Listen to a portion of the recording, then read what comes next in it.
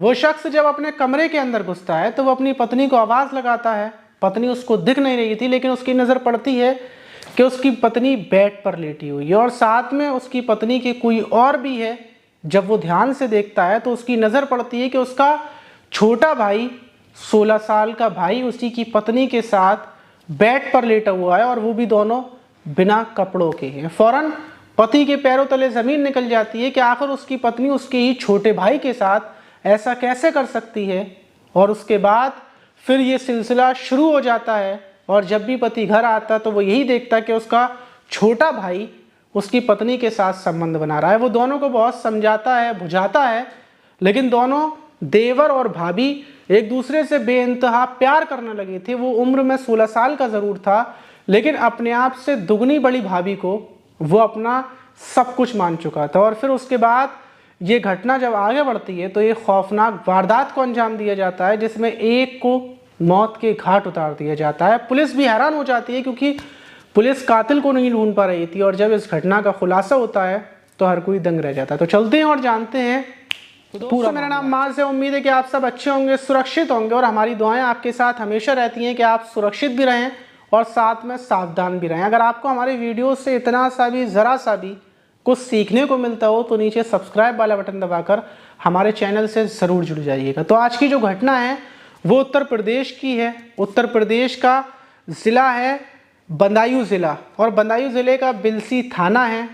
24 अक्टूबर को बिलसी थाने में पिता और एक माँ आती हैं। पिता का नाम सुरेश था और वो पुलिस को बताते हैं क्या हमारा बेटा है जिसकी उम्र 16 साल है, जिसका नाम राजा है, वो 23 अक्टूबर को घर से निकला था, लेकिन घर से जाने के बाद वो रात तक वापस नहीं आया और आज 24 अक्टूबर लग चुकी है, लेकिन हमारे बेटे का कुछ पता नहीं है। हम लोग परेशान हैं, चारों तरफ अपने बेटे को ढूंढते फिर रहे हैं, लेकिन उसकी कोई पता नहीं है। वो आज तक कभी घर से बाहर कहीं भी नहीं गया और हो सकता है, हमें लग रहा है कि हमारे बेटे का किसी ने किडनैप कर लिया है या फिर हमारे बेटे को मार दिया है। पुलिस सुनती है और सुनने के बाद गांव में आती है। पुलिस तहकीकात शुरू कर देती है, लोगों से बातचीत की जाती है। पुलिस को लग रहा था कि मामला नॉर्मल है, खुलासा हो जाएगा या फिर बच्चा है, 16 साल का है, वापस आ जाएगा, लेकिन पुलिस तहकीकात बड़े अच्छे तरीके से करती है। जो सुरेश थे, उनके अड़ोसी थे, पड़ोसी थे, उन लोगों से सुकून से अकेले में ले जाकर पूछताछ करती है कि राजा को आपने लास्ट बार देखा हो 23 अक्टूबर पर, किसी के साथ आते जाते देखा हो या फिर राजा के साथ किसी की लड़ाई हो या दुश्मनी हो। जब गांव के लोगों से पूछताछ करती है तो पुलिस को पता चलता है कि राजा का विवाद ज़्यादातर उसके बड़े भाई प्रवीण कुमार के साथ होता था और 2 दिन पहले ही राजा को प्रवीण ने मारा था और काफ़ी लड़ाई हुआ था, झगड़ा हुआ था, जिसमें जो उसके पिता हैं सुरेश वो भी आए थे बीच बचाव कराने के लिए। और 23 अक्टूबर को गांव के लोग बताते हैं कि 23 अक्टूबर की दोपहर में उन लोगों ने राजा को अपने बड़े भाई के साथ जाते हुए देखा था, लेकिन उसके बाद राजा वापस नहीं आया, बस लास्ट टाइम प्रवीण के साथ ही जाते हुए देखा था। अब पुलिस को शक होता है प्रवीण के ऊपर, क्योंकि प्रवीण से और राजा का विवाद भी हुआ था और दोनों सगे भाई हैं, लेकिन हो सकता है कि प्रवीण ने ही राजा को गायब किया हो, इसलिए पुलिस प्रवीण को उठा लेती है। उससे पूछताछ करती है कि 23 अक्टूबर को राजा तुम्हारे साथ गया था, लेकिन उसके बाद राजा वापस नहीं आया, आखिर तुम राजा को कहाँ लेकर गए थे? और घर वाले ही केवल के गांव के सारे लोग बोल रहे हैं कि राजा तुम्हारे साथ था, अब जल्दी से बताओ कि राजा है कहाँ पर। प्रवीण ज़्यादा देर तक नहीं टिक पाता, ना ही ज़्यादा बातें घुमा पाता है। वो बोलता है कि राजा की मैंने हत्या कर दी है और राजा की जो बॉडी है वो परौली के जो खेत हैं, बाजरे के खेत, वहीं बाजरे के खेतों में पड़ी हुई है, चलिए मेरे साथ। पुलिस फौरन बाजरे के खेतों में पहुंचती है और वहीं पर राजा की बॉडी पड़ी हुई थी। प्रवीण कुमार बताता है कि जब वो 23 अक्टूबर को अपने भाई को लेकर गया था तभी उसने हत्या कर दी। अब पुलिस पूछती है कि आखिर तुमने अपने सगे भाई की, और वो भी 16 साल के भाई की, हत्या क्यों की? तुम्हारे अपने सगे भाई से क्या दुश्मनी थी, क्या रंजिश थी?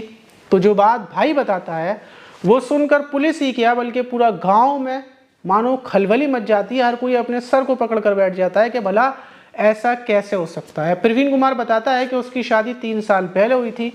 शादी होने के बाद उसकी जो पत्नी है वो घर पर आई थी, उसकी ज़िंदगी बिल्कुल ठीक ठाक चल रही थी, वो कामकाज करता, शाम को घर पर वापस आता, लेकिन 2-3 दिन की उसकी फ़िलहाल में 1 महीने पहले ही छुट्टी बुली थी, तो वो घर पर ही था।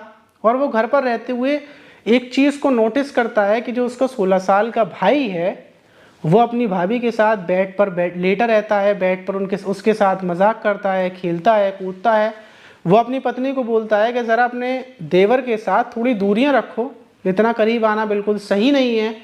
और जो उसका भाई था वो भी पूरे दिन अपनी भाभी के साथ कमरे में रहता। उसको थोड़ा सा शक होता है और शक होने के बाद वो अपनी पत्नी के ऊपर और अपने छोटे भाई के ऊपर नज़र रखना शुरू कर देता है। वो छुप छुप कर नज़र रखता, रात में दिन में, चुपके चुपके। और एक दिन वो अपने भाई और अपनी पत्नी को दोनों को रंगे हाथों संबंध बनाते हुए पकड़ लेता है। लेकिन उस टाइम पर वो अपनी इज्जत की वजह से, अपनी पत्नी की, अपने भाई की, तीनों की इज्जत की वजह से शांत हो जाता है, किसी को बताता नहीं है। वो बोलता है कि मेरा भाई था, मेरी पत्नी थी, मेरा ही परिवार था, इसलिए मैं कुछ उल्टा सीधा नहीं करता। और मैं अपने भाई को, अपनी पत्नी को समझाता हूँ कि तुम्हारे रिश्ते बिल्कुल गलत हैं, तुम लोगों को अलग रहना चाहिए। और अपनी पत्नी के ऊपर भी सख्ती करता हूँ। लेकिन मेरी पत्नी अपने देवर के प्यार में डूब चुकी थी और मेरा भाई भी मेरी पत्नी के प्यार में डूब चुका था। मैं बड़ा टेंशन में रहने लगता हूँ। अब मैं काम पर जाता, लेकिन काम से जब भी वापस आता तो मैं देखता कि मेरा भाई मेरी पत्नी के साथ संबंध बना रहा है। 2 बार मैं रंगे हाथों उसको पकड़ता हूँ, 2 बार मैं उसको समझाता हूँ, लेकिन ना वो मानने को तैयार था, ना मेरी पत्नी मानने को तैयार थी। अब मैं सोचता हूँ कि आखिर क्या करूँ। अगर मैं अपनी पत्नी को ख़त्म करता हूँ तो मेरा भाई रह जाएगा, वो तो बिगड़ा हुआ ही है, मैं उसका क्या करूँगा। दोनों में से किसी एक को तो ख़त्म करना पड़ेगा, तभी ज़िंदगी बिल्कुल ठीक ठाक होगी। और मैं फैसला करता हूँ कि मैं अपने भाई को ख़त्म कर देता हूँ, मेरी पत्नी खुद ब खुद सुधर जाएगी, वो मेरे पास रहेगी, सब कुछ ठीक ठाक। और 23 अक्टूबर को मैं अपने भाई राजा से बोलता हूँ कि आओ, जो परौली गांव है वहाँ पर चलते हैं, ज़रा दवा लेकर आनी है, माँ के लिए दवा लेकर आनी है। और वो मेरा भाई मेरे साथ चलने को तैयार हो जाता है। मैं परौली गांव में पहुँचता हूँ और वहाँ पर उसको चिल्लम पिलाता हूँ, वो भी भांग मिलाकर। और फिर जो चिल्लम जो होती है उसका एक गिलास आता है, भांग का गिलास, वो भांग के गिलास उसको 2 पिलाता हूँ, बोलता हूँ कि पी जाओ। और जब मेरा भाई उसको पीता है तो पीने के बाद वो नशे में चूर हो जाता है। फिर मैं उसको कंधे पे हाथ रखवाकर उसको बोलता हूँ चलो आओ घर की तरफ चलते हैं। लेकिन घर लेकर नहीं जाता, बल्कि जो परौली का बाजरे का खेत था वहाँ लेकर पहुँचता हूँ। और मैं पहले से गमछा लेकर गया था तो उसी गमछे को अपने भाई के गले में डालता हूँ और फंदा लगाकर उससे फिर पूछता हूँ कि अब तू मेरी पत्नी के पास जाएगा। अब तुझे मैं अपनी पत्नी के पास नहीं बल्कि ऊपर पहुँचाता हूँ। और फिर मैं उसको जब तक दबाए रहता हूँ जब तक मेरे भाई की सांसें थम नहीं जाती। वहीं पर उसकी लाश को फेंक कर सुकून से वापस घर आ जाता हूँ, अपनी पत्नी को प्यार करता हूँ। और उम्मीद यही थी मुझे कि पुलिस मुझे नहीं पकड़ पाएगी, अब ज़िंदगी बिल्कुल सुकून के साथ चलेगी। मैं अपने भाई को नहीं मारना चाहता था, लेकिन मेरी मजबूरी थी, मुझे किसी ने एक को तो मारना ही था, इसलिए मैंने अपने भाई को मारा। और वहीं पुलिस उठाकर जो प्रवीण कुमार था उसको उठाकर जेल भेज देती है। लेकिन इस घटना के खुलासे होने के बाद गांव में बल्कि जो कोहराम मच जाता है, क्योंकि जो परिवार था, जो राजेश कुमार थे, उनका बड़ा बेटा जेल चला गया, छोटे बेटे की मौत हो गई और जो बहू है उनकी वो अकेली रह गई। अब आप इस घटना पर क्या बोलना चाहिए कमेंट बॉक्स में ज़रूर बताइएगा। लेकिन इस घटना से ज़्यादातर सीखने को ये मिलता है कि ज़्यादातर आपने देखा होगा कहीं पर भी शादी होती है तो देवर बिल्कुल मजाक करते हैं, दिल लगी करते हैं, करीब रहते हैं, लेकिन ये चीज़ें बेहद ज़्यादा ख़तरनाक हैं। अगर वो 16 साल के अपने भाई को पहले से ही अपनी पत्नी से थोड़ा दूर रखता, दूरी बनाकर रखता, तो दोनों के बीच कभी भी अवैध संबंध नहीं होते। लोग अपने भाई को अपनी भाभी के साथ मोटरसाइकिल पर भेज देते हैं, बाज़ार भेज देते हैं, साथ में एक कमरे में खेल रहे हैं, मजाक कर रहे हैं। ये सारी चीज़ें बिल्कुल गलत हैं, क्योंकि इन्हीं चीज़ों से अवैध संबंधों की शुरुआत होती है। इंसान का दिल कितना भी साफ़ हो, कितना भी अच्छा हो, लेकिन जब वो अकेले में होता है, तन्हाई में होता है, तो अंदर का जो शैतान होता है वो जाग ही जाता है और फिर ऐसी घटनाएं होती हैं। आप इस घटना पर क्या बोलेंगे कमेंट बॉक्स में ज़रूर बताइएगा और जल्दी से नीचे कमेंट कर दीजिएगा। अगली वीडियो में आपके कमेंट्स का जवाब और आपका जो भी सवाल होगा उसका जवाब दिया जाएगा। आप कहाँ से हैं ये भी बताइए। मिलते हैं किसी और वीडियो में।